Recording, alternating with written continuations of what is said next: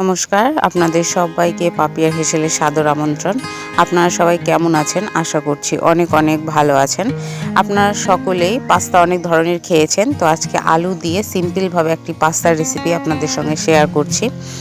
প্রথমে এখানে আমি কড়াইয়ের মধ্যে দিয়ে দিয়েছি জলটা একটুখানি গরম হয়ে গেছে, তখন আমি এর মধ্যে দিয়ে দিলাম পরিমাণ মতন লবণ আর দিয়ে দিচ্ছি 1 টিস্পুন মতন রিফাইন তেল। দিয়ে এটাকে ভালো করে একটু গরম করে নেবার পর পাস্তাগুলোকে এর ভেতরে দিয়ে মিনিট 2 মতন রেখে এটাকে ভালো করে সেদ্ধ করে নিচ্ছি। পাস্তাটা যেন সেদ্ধ হয়ে যায় সেই পর্যন্ত অপেক্ষা করার পর পাস্তাটাকে ধুয়ে নেব আবার ঠান্ডা জল দিয়ে, যাতে পাস্তাটা আর না সেদ্ধ হয়ে যায় বেশি। এরপরে কড়াইয়ের ভেতর দিয়ে দিচ্ছি সরষের তেল। আপনারা চাইলে রিফাইন তেলে করতে পারেন, তো আমি প্রথমে সরষের তেল দিয়ে এটাকে একটু গরম করে নিয়ে সরু সরু করে আলুটা একটু মোটা করে সরু করে কেটে নিয়েছি, সেটাকে দিয়ে দিলাম তেলের মধ্যে। দিয়ে পরিমাণ মতন লবণ দিয়ে আলুটাকে ভেজে নিচ্ছি। আলুটা ব্রাউন কালার হবে না, কালার চেঞ্জও হবে না, যেই কালার থাকবে সেটাই থাকবে, শুধু আলুটা একটু ভাজা ভাজা হবে আর নরম হয়ে যাবে। আলুটাকে এইরকম করে ভেজে উঠিয়ে নেব।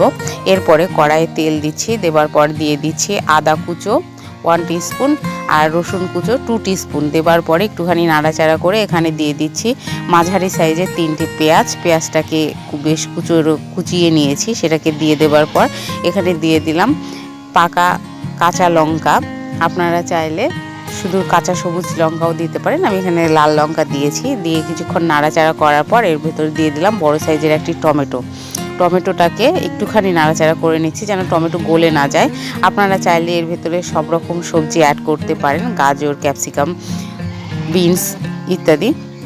এরপরে কিছুক্ষণ নাড়াচাড়া করে আমি এর মধ্যে দিয়ে দিলাম ভেজে রাখা আলু। দিয়ে আর কিছুক্ষণ নাড়াচাড়া করে আমি এখানে দিয়ে দেব পাস্তা দেবার পর দিয়ে দিচ্ছি সামান্য পরিমাণে আর একটু লবণ, কারণ পাস্তা যখন সেদ্ধ করি তখন লবণ দেওয়া ছিল। আর একটু পরিমাণে লবণ দিয়ে এটাকে ভালো করে ভেজে নিচ্ছি। নেবার পর আমি এখানে অ্যাড করে দেব টমেটো সসের সঙ্গে সামান্য পরিমাণে অ্যাড করেছি, সেটা স্কিপ করে গেছি, আমি দেখাতে ভুলে গেছি। একটু সয়া সস দিয়ে এটাকে ভালো করে নাড়াচাড়া করে নিচ্ছি।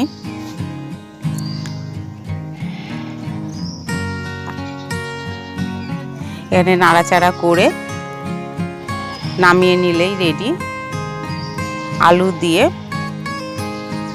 পাস্তার রেসিপি। অবশ্যই বাড়িতে আপনারা একবার ট্রাই করবেন। কেমন লাগলো কমেন্টের মাধ্যমে জানাবেন, লাইক করবেন, শেয়ার করবেন বন্ধুবান্ধব আত্মীয়দের মাঝে, আর সাবস্ক্রাইব করে অবশ্যই আমার পাশে থাকবেন। লাস্টে নামানোর আগে এখানে একটু পাস্তা মশলা দিয়ে আমি এটাকে নামিয়ে নেব, তাহলেই তৈরি হয়ে যাবে আলু দিয়ে পাস্তার রেসিপি। অবশ্যই একবার ট্রাই করবেন। আর সম্পূর্ণ ভিডিও দেখবার জন্য অসংখ্য ধন্যবাদ।